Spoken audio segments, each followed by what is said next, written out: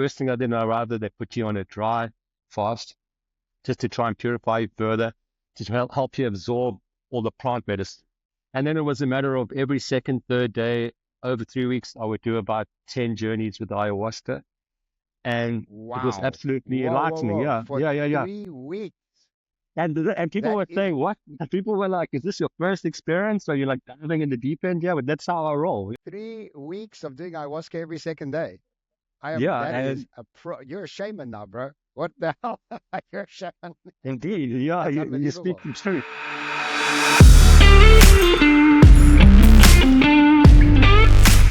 Welcome to this week's Expansive podcast. My name is John Sanei, and today Eric is not with us because he's busy with some work and he didn't actually take his mic with him. That's a point of, if you've been listening to the pod for a while, you know that I carry my mic everywhere I go and I travel a lot and it weighs a hell of a lot. And so Eric not taking his mic. Eric, we have some words. You just went to Pretoria and you didn't take your mic. So we're going to have some words after this. But either way, we have a very, very cool Expansive podcast episode this week.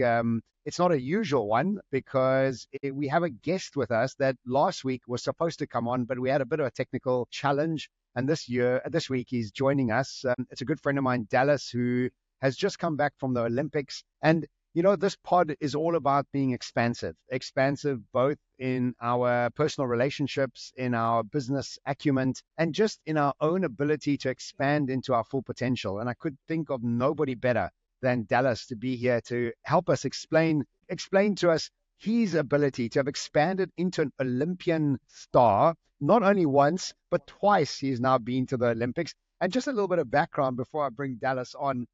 Dallas and I went to school together. And not only did Dallas and I go to school together, but we were born on the same day in the same year. He was born in Durban. I was born in Swaziland on the 27th of June.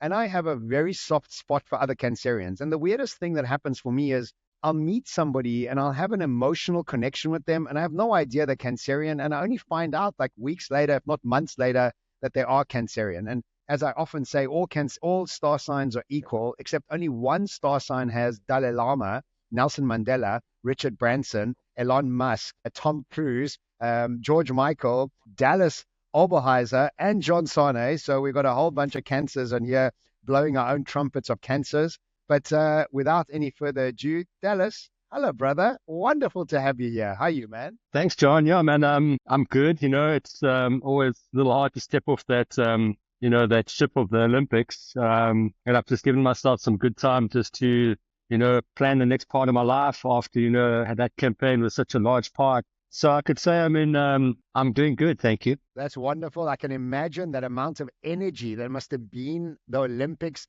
the attention from around the world, everybody watching it must just be unbelievable.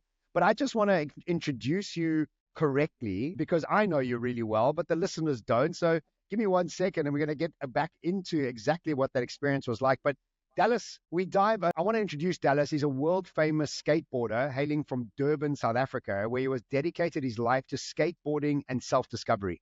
He just recently came back from the Paris Olympics, where he was the oldest skateboarder in the competition.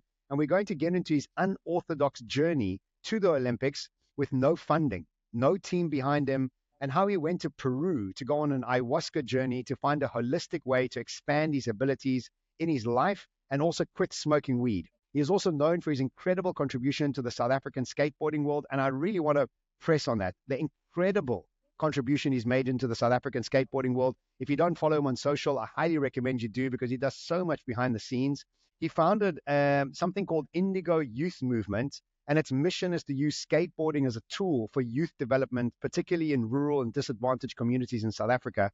And, I've been watching Dallas do this for the last 30 years, and it's been unbelievable to see what he's achieved and what he's done. And for him to be prized with this incredible ability to have gone to the Olympics twice with no money and all those other things that I just mentioned, it's just an incredible thing. I'm really proud of you, Dallas. I mean, I've seen this trajectory happen over the last few decades. So I really am very, very happy that you're joining us. So tell us firstly, and I want to just cut straight to this, tell us about the Olympic Village. Tell us about the experience inside that village, and then we'll go back to your journey towards it. Sure, John. I mean, I can share from both my experiences, first off going to Tokyo and now to Paris. It really is quite an honor to be invited into this camp of, high profile athletes. And it's almost like, it's just this, especially in Tokyo, that sense of, being respected for, like, it's almost like the samurai. Like, they felt I was treated like a samurai when I was in much the same the way they lay out the carpet in Paris.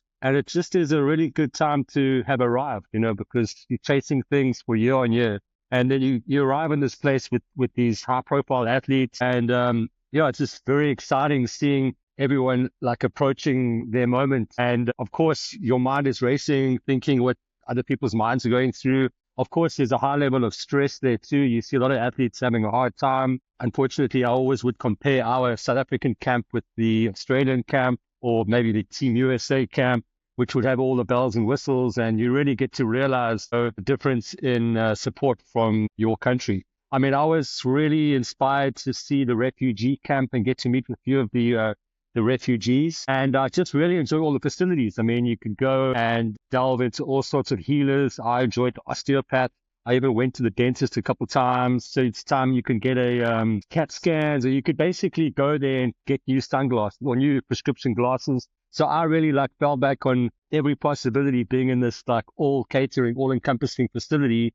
And but at the end of it, I mean, it wasn't bells and whistles. It was like trying to have the sustainable ethos, whereas everyone was downing 10 bottles of disposable plastic, and it wasn't quite as green as they would have liked to have made us think. I think it's hard to be green. I think we all have the intentionality of being green, but to go through the world. I mean, you go to Woolworths and you want to buy some food, and it's just, you can't get away from using plastic anywhere. So I imagine that must be hard. There was so much made about the hardboard beds. What was that about? And what were they like? What was that whole point? I don't get that. I slept fine in that bed.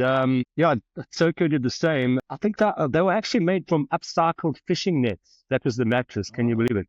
And there was a station there where they give you a tutorial on how to actually make it stiffer or softer. And I was just happy to have a bed, right? So no, I had no complaints with the bed. The bathroom I ever was like a airport cubicle, like an airplane cubicle, was this plastic prefabricated box, and I believe the Americans weren't having it, and they basically all left ship. It was actually like being at boarding school. It wasn't that glamorous. Wow. But I enjoyed some of the upcycling, like they made Davian baskets for retaining walls, things with like broken concrete.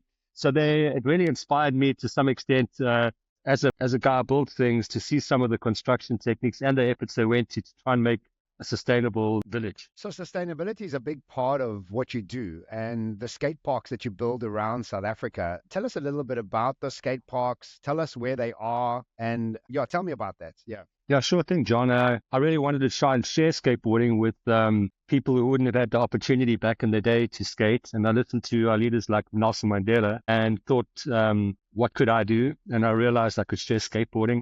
At the same time, I wanted to create a good story around skateboarding. I don't think there was enough acceptance of skateboarding in the 90s. And I set out to introduce skateboarding to a Zulu village at the Indigo Skate Camp. And it's been a long journey of over 25 years now, where I basically I think life's about creating good stories. And I knew skateboarding needed a good story. And this story has inspired many more skateboarding for social good projects around the world.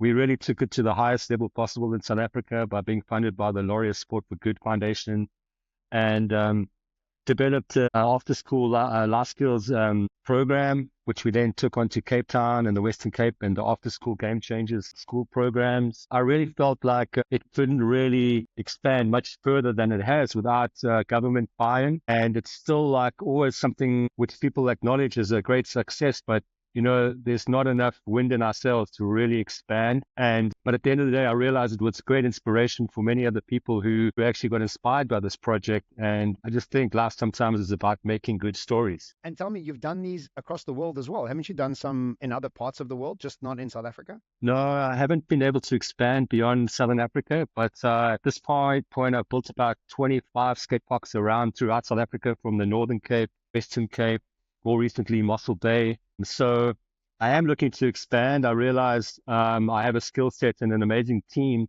and we might be limiting ourselves back home.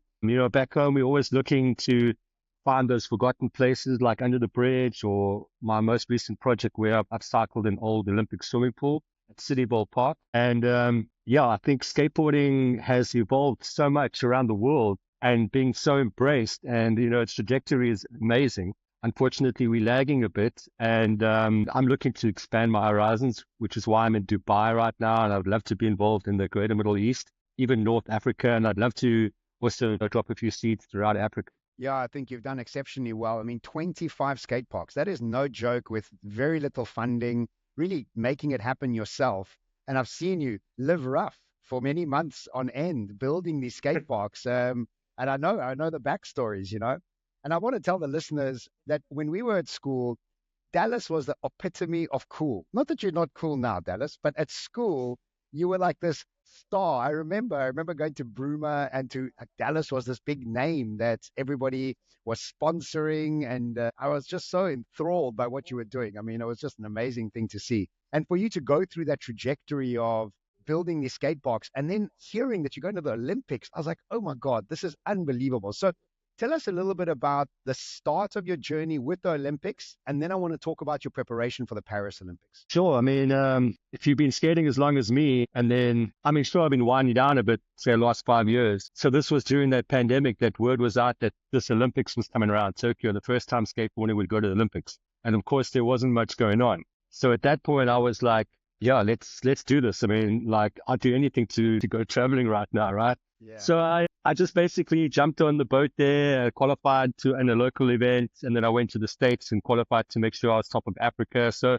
but it was such an easy journey just to get there. It was a matter of 2 qualifying events. And I really felt like I just found the back door and I snuck in. So this time around, I wanted to give it my all and be prepared and make the journey more than the destination, right? So I really set out about 2 years ago, first qualify here in Dubai, and then basically Is that when hit I the bumped road. into you? Is that when I bumped into you? I It think was so that might funny have because I been was at Kite walking, Beach. yeah, Yeah, I was walking on Kite Beach, and next thing, Dallas. I'm like, yeah, Dallas, what are I you doing know. here? That But was that's how we so always weird, bump but that was into really, each other. yeah, Yeah. we do. Okay, yeah. So 2 years ago. So yeah, that was yeah. I basically thought let me just have another go at this, and I did really well. It was the World Championships, and then I thought, why not just continue the campaign? And I had some money. I'd just been building some skate parks for all in property. Yeah, of late I've had some good jobs, more in these housing estates, and I thought I got the bank, and the only way I know how to do it is to basically make money with skateboarding and spend it on skateboarding. And I felt like I also just needed to take a break. Like you said, I haven't had an easy journey through trying to pioneer skateboarding and the campaigns I've been on. And I thought I deserve this opportunity to expand my awareness and basically go to these places which mystified me in my. So basically the next trip was to Argentina, and I always wanted to go through Peru again because I was so like just enticed by the culture and all the ancient mysticism and all the ancient knowledge, which is something I've always delved in all my travels, from going to Egypt. I mean, I'm not at 60 countries like you. I'm at 50 something. I've added a whole lot of like campaigns to like, go to the Ruta Maya, go through Central America. I've even skated on the Egyptian pyramids. And maybe I do these things unbeknowingly, but I do think I always take something from these experiences. Like it definitely touches something beyond my awareness and what I'm really conscious of. But yeah, I really wanted to just go back to Peru, and I was all fired up on this opportunity to do ayahuasca. Really. So here at The Expansive, we are always looking for new podcasts to tune into. And what's been really great to see is that more and more organizations are coming to the party. They are busy creating high quality content. And one podcast that we recently came across was from Investec. And through this podcast, they are really looking at adding more value to the conversation around sustainability. John, what did you think of this pod? I loved it. I've worked with Investec a few times. I'm a big fan of the brand. And now that what they've got is a award-winning journalist, that's Iman Rapetti, who brings sort of like top thought leaders into the discussions around the challenges and opportunities we have around sustainability. It's no secret that South Africa has had a problem with Eskom for the longest time, while we have incredible weather and incredible sort of sustainability options around us, around wind and solar and so many other things that we could be doing.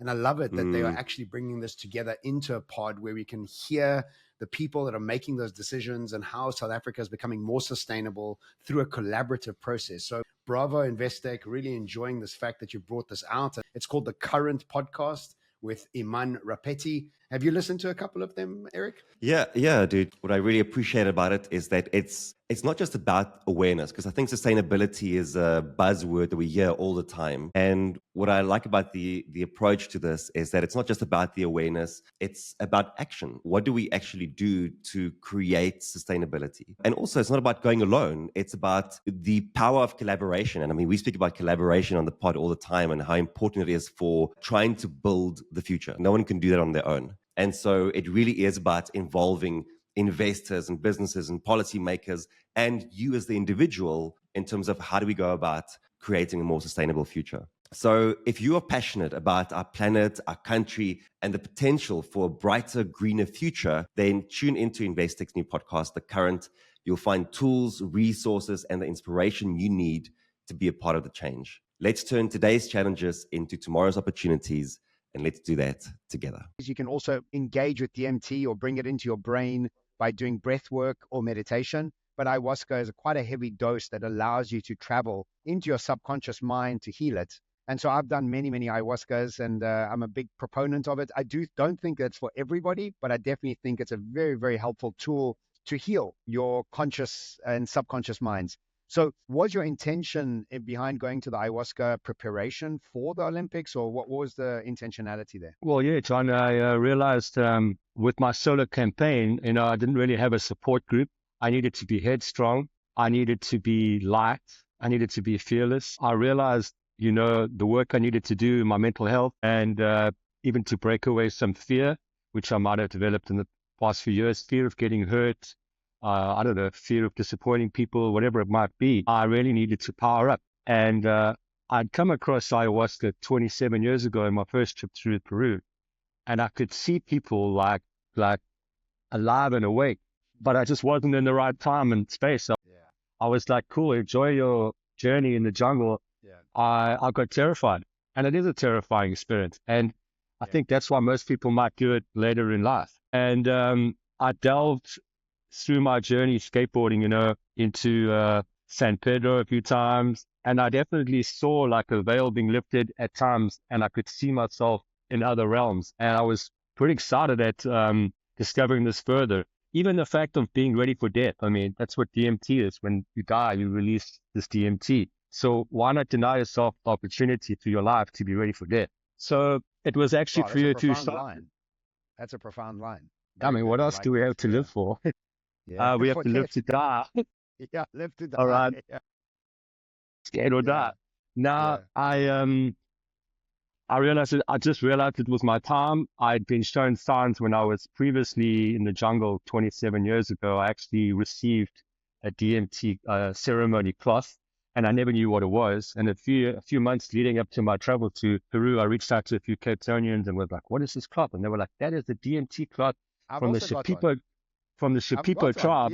Okay, great. And I never knew what this beautiful tapestry was. And it turns out that I actually met the right people who took me to a place, Mokonrate in Iquitos, just outside the capital of the jungle, where you got to fly in and then walk in. And it turned out that I was brought to that tribe, that I got this message of this tapestry. So it was like full circle. Okay, here I go. I did a lot of preparation, a lot of diet, and a lot of abstinence from a lot of taboos. And then I got there clean, physically strong, and I just gave it my best go. I signed it for 3 weeks. The first thing you do is sign an agreement with the teacher plants. I approached like the first guy I met was like a skater dude who was so amazing from LA. But there was such a mix of people in this community, from wealthy businessmen. It wasn't like you're a bunch of dropouts in the jungle. I was with people with elevated minds and consciousness, from lawyers to doctors. I just looked at this community of about 20 participants who were there. They would come religiously for a few months or weeks to do a dieta with a plant. So not only did I do ayahuasca, but I signed up with this Noya Rao, the sacred tree, to take extracts of this tree and connect with this tree. It's on a daily thing. The first thing I did, they put you on a dry fast just to try and purify you further. to help you absorb all the plant medicine. And then it was a matter of every second, third day, over 3 weeks, I would do about 10 journeys with ayahuasca. And it was Wow. absolutely Whoa, whoa, enlightening. whoa. Yeah, For yeah, yeah, yeah. 3 weeks. And people That were is saying, what? And people were like, is this your first experience? Are you like diving in the deep end? Yeah, but that's how I roll. 3 weeks of doing ayahuasca every second day. Yeah, That is and a pro. You're a shaman now, bro. What the hell? You're a shaman. indeed, yeah, That's you speak unbelievable. the truth. I mean, Yeah. I knew it was my calling, and I just dived in the deep end. Of course, first night I arrived, I'm doing a dry fast, and then I'm doing ayahuasca, and I hadn't engaged with anyone, and I just threw the medicine down, and then it was just lights and movement, and I soon became like the next session became aware of how to navigate because it really comes with an intention as you sit. And the second session, I just asked the teacher plant to heal me. And I was just blown away by having an entity standing over me, pulling strings and adjusting me. And I could all just look up at this entity and ask it, "You healing me?" And it just kind of like, I didn't answer, but it was evident. I could feel my knee click. I could feel energy of healing. And then I was pretty amazed from there on and basically looked at, addressing different issues and questions through my life. One of my most profound nights was just breaking into laughter for about 40 minutes and realizing that I've held my laughter in for so long. And it was just such a let go of, of just holding back on so much. And it was just so, I was so engaged with the other participants. I went as far as learning a few of the Did song you? and Did you the sing the like. Icarus? Wow. Oh, Yeah, you yes. have to, Of man. You're course, the signing Icarus. in there. Yeah. You're like, Yeah. you're Yeah. super, Yeah. super deep. So I went as far. I thought, no, I'm never going to do that. The shaman is like, Rono's like, you're going to sing. And I was like, okay, cool. And I got to the end and I sang and I totally believe in this medicine, John. Like, I'm trying to get my Yeah. sister and my mother to go there. Yeah. And I'd love to be on this podcast to share this experience. I mean, I even came back and I've been sharing it to all the other athletes or maybe other trainers. And I brag about this, in other cultures, it's a rite of passage. It's not a psychedelic trip journey. It is a No. healing journey. People Of in Peru do course. this. You go to the little spaza shop on the corner. There's San Pedro cactus there. There's, Yeah. Yeah. these things are for spiritual self-growth. And I've just been promoting it ever since. You know, it's so funny. What happens to us in a society, there's this concept where we buy into overarching idea. And what most people do when you speak about it, they're like, oh, that's just drugs. And I'm like, well, that's not really the case because drugs is there to help you escape your reality. What the teacher plants do is take you further into your reality. There's a deepening of your understanding of yourself and how you fit into this cosmos. And what we've also got to just explain to the listeners is when you engage with DMT practices, whether it's breath work, meditation, or ayahuasca, or any of the other plants that you can engage with, what starts to happen is you start to engage with entities outside of our reality that's been pretty much determined by our five senses. And we did a podcast about this just recently, and it was about this concept that what we do as humans is if we don't taste it, touch it, feel it, hear it, or feel it, like if it doesn't engage with our five senses, we call it rubbish, we call it taboo, we call it woohoo, we call it, and that for me is an ignorant way of going about engaging with this unknown sort of reality that sits just outside of our five senses. And so the fact that you've done ayahuasca and have experienced it, now it becomes quite obvious that these entities and interdimensional beings around us that is always seen as some taboo idea until you actually experience it. And then you're like, whoa, this is actually all happening. We just don't have access to it. So I'm so glad that you brought it up again because it was a very big theme with Dr. Joe Dispenza and my meditation retreat, because he was also talking about the entities that he engages with when he engages with the surplus of DMT in your brain, which he doesn't use ayahuasca for, but just breath work and meditation. So there's many ways to access it, and I'm so glad that you have. So tell us a little bit about your life post the ayahuasca and what has happened to you around that, sort of how's Dallas evolved post that? Well, I definitely had a greater sense of peace coming out of that. I had nothing that had me by, I had no sense of needing to smoke marijuana anymore, which was something of a taboo now that you get tested for drugs to go to the Olympics. Although they are reducing the amount of THC allowed in your system, apparently now you can actually smoke the day before you get tested. That's how lenient it's actually becoming. Right. So absolutely. I mean, it was the sense of just getting a monkey off my back and feeling a lot lighter. I also left feeling protected. I had these visions of basically putting armor on and feeling like a warrior heading out, which is just the kind of courage I needed to pursue this Olympic goal.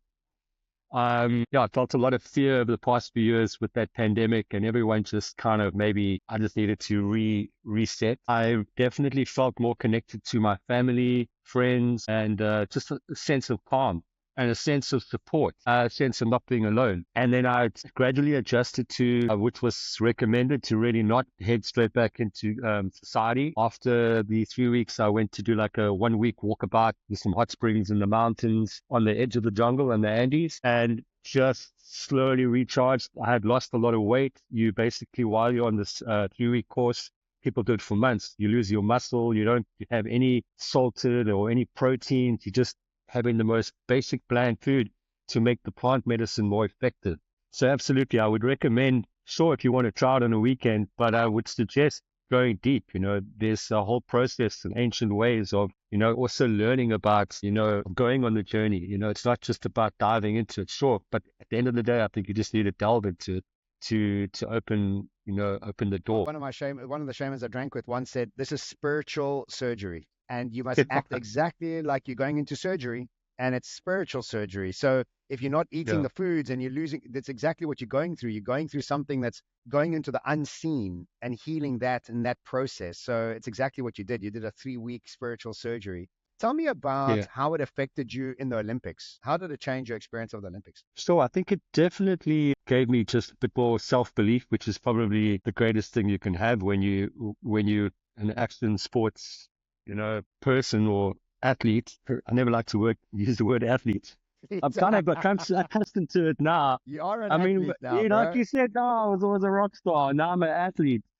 It's absurd, like, how seeing skateboarding come from where I knew it, but it's been cool embracing it because, like, I've been, rubbing shoulders with performance coaches and learning a lot about self-recovery, post-event recovery and preparations, and a lot of knowledge I can pass on to the next generation and my peers back home. So basically, with all this mental preparation, I think I was just a lot calmer going into the Olympics. And it's funny when I look at the playback, I stretched out like a tree reaching out, and unconsciously I was probably the plant medicine telling me what to do. Like I was actually, when I look back at what I was doing, I was almost stretching like a tree growing. And then I had that focus to pull up my personal best score and the best skate session I ever had. I had my mom and my sister. Yeah. So I saw your mom and sister on Facebook. I was so happy. I mean, I commented. It was so cool. Yeah, that was such a blessing. I mean, like I said, I was by myself. I mean, it could get lonely at the Olympics, right? I mean, no one understands skateboarding. Anyway, I could look back at my mom and she reminded me of the mannerisms, the weird things I used to do when I used to play tennis. I used to lick the tips of my fingers. And my mom starts doing this up in the stands, and I look at her and she's just trying to tell me to do whatever it takes to be calm.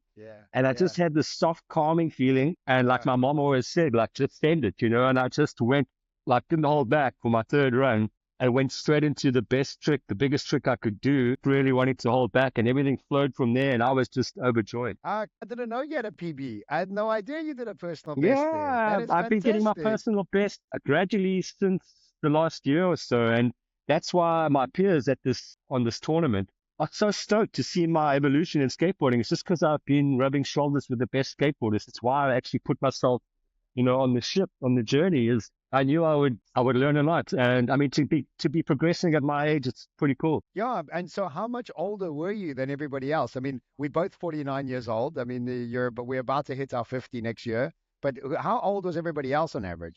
Yeah, majority of skaters were early 20s. There was one or two 16-year-olds. Even the females who was even younger. But that is unfortunately, but that is the future of this activity, skateboarding. It'll only be teenagers in the future. So I also always knew, and I'd like to be an elder, and like it's pretty cool to be an elder now on the scene, and I get a lot of respect, and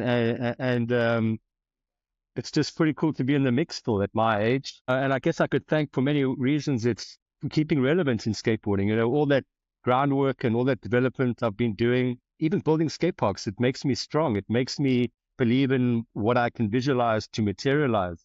It's heightened my abilities and my belief in myself.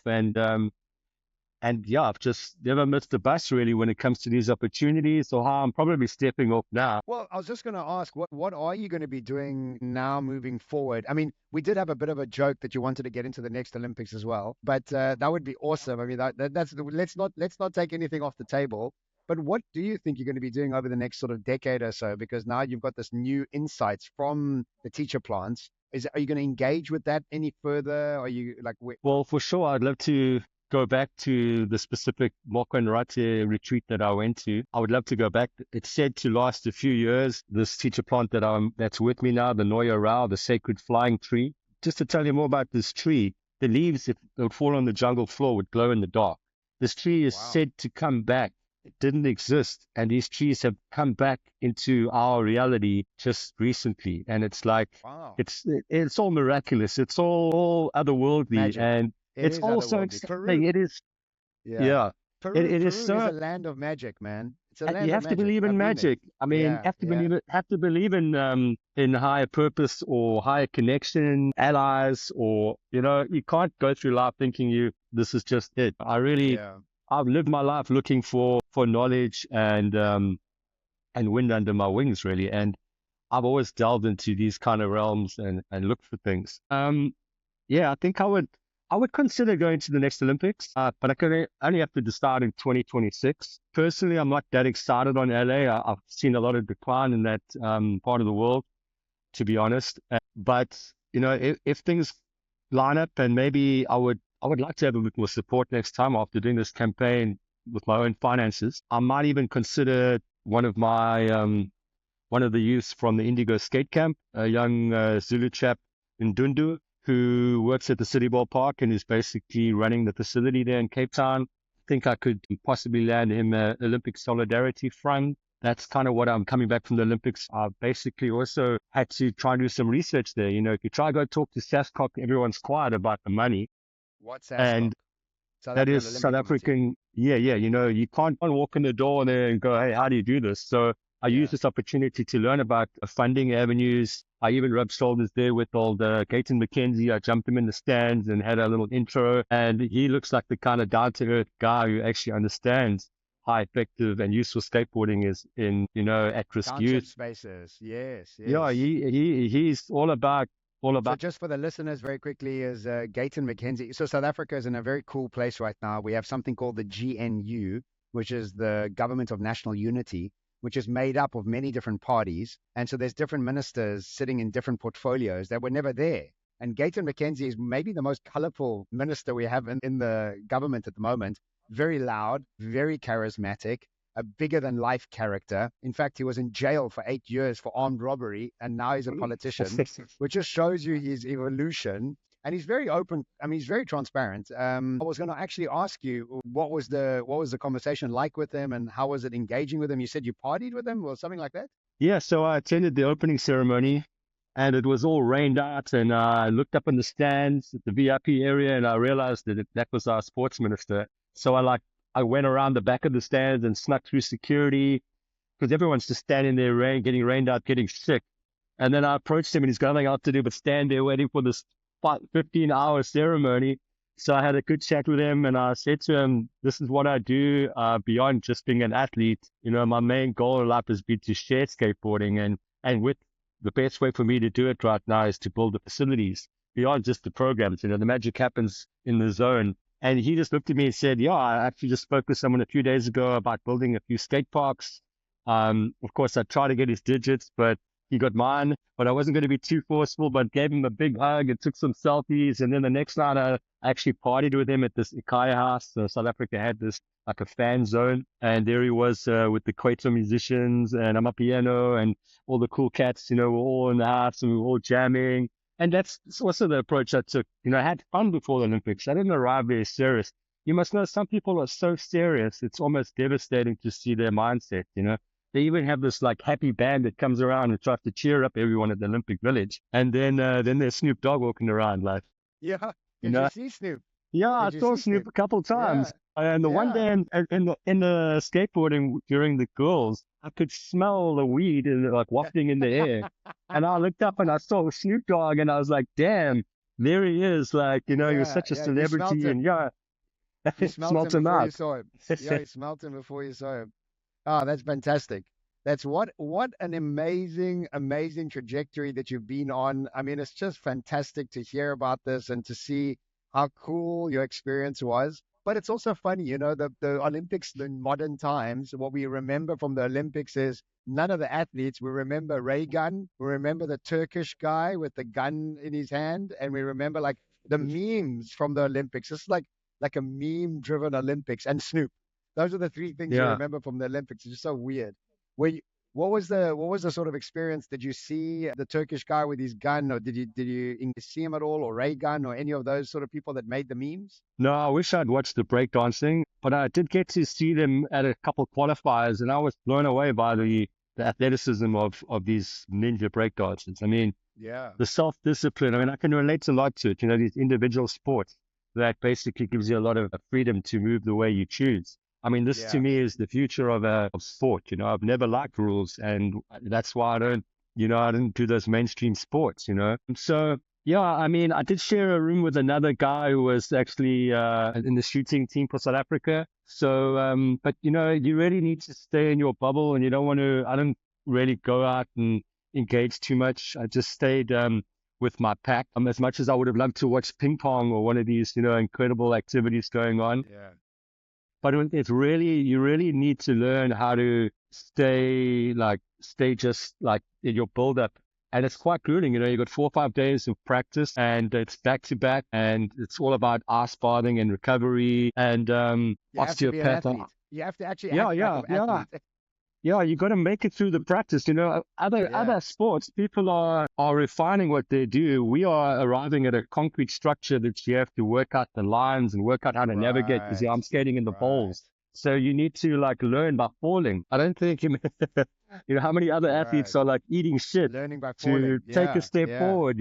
I mean, yeah, it's just all about especially not getting injured, right? So yeah, everything was there. And I discovered beyond our physio and a team essay, an osteopath, which is a lot of soft tissue manipulation. And they would go there, they would just adjust something and then pull you. So it's like a milder version of the chiropractic. Yeah. But just amazing stuff. So I use this opportunity to really delve into these things I could otherwise not afford. Brilliant. So look, as we wrap up, is there anything I haven't asked you about that you wanted to share about your experience of preparation for the Olympics themselves or post-Olympics? Is there anything I've missed? Well, I think just maybe the fact that I went surfing, like there's so much to skateboarding, you got to really feel your flow. You almost need to have a song in your head to go by. And just beautiful things that I've picked up, you need to be able to visualize like your successes, all these trades and things that I've picked up on my journey. Like it all comes down to just throwing them all together. Peace of mind. You talked about breath work. I haven't delved deep enough in it. I've realized a lot of like strength in my out breath. But when it comes to now, I've been watching elite athletes like Pedro Barros. He sits there with an inhaler and gets all heightened and all high before he skates. I wish to still learn and learn more about these subtleties that you can take beyond skateboarding into your life. And also just to mention about through skateboarding, I've had like spiritual journeys just being on my skateboard. I've had moments where time stood still and I've visualized being in different places. So I think it's when you become so into something and you choose whatever it might be, and when you master it, that it actually takes you to that realm of your DMT trip almost. There's like you mentioned, natural ways to tap in there. And I just arrived there a few times, but now I want to navigate. So I definitely would like to go back to the jungle and navigate further and sleep with dragons and travel all these worlds and maybe try free the dragons I saw chained up under the ground and Right. the visions Okay. I saw. I'd like to see them progress and to try and go a step closer as you do learn to navigate this medicine. But for now, I mean, I am gearing up, and that's why I've taken a good few weeks out just to kind of be calm and not to go back with too much on my plate. I have a lovely facility downtown Cape Town where I've turned this Olympic swimming pool into a high performance training center, City Ballpark. I'm probably going to open a little burger shop there, smash burgers, and just hang out and create like a nice safe place.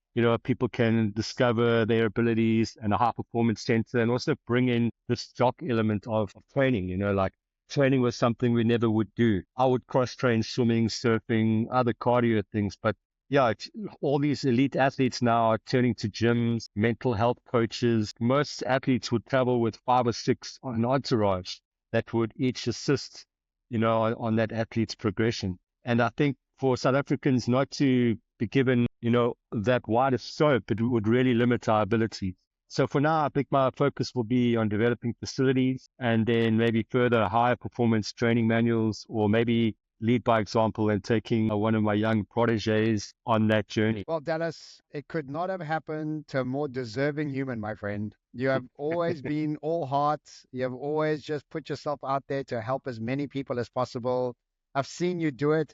I've been confused at how much you've sacrificed to do it. But dude, you're now an Olympian star twice over, not just once, for a sport that wasn't even in the running to be a Olympic sport, and you did it. And thank you so much for joining us today. It's been just fantastic to hear this. And I want to end off with a quote that is from you, actually. And the quote says this. It says, "I'm not going to get a medal. I just got to be my personal best." And yeah, maybe it's also just doing it for the old geezers out there. Inspire a few people to step back on a skateboard or never give up. What a champion statement. And Dallas, thank you, brother. It's been fantastic having you on board. Thanks, John. And keep doing what you're doing and sharing your inspiration and opening doors for people. I appreciate it. My pleasure. This episode was produced by Robin Dunford and audio engineered by and edited by Gerald Kent. Join us every Wednesday at 3 p.m. anywhere you get your podcasts. And next week, we have another exciting podcast for you. And just in case you missed us during the week, head over to our socials, Instagram and TikTok, or even LinkedIn, and stay entertained with clips and quotes and all the good stuff. We love interacting with you guys at the Expansive community. I am John Sanei for the Expansive Podcast. Until next week, ciao.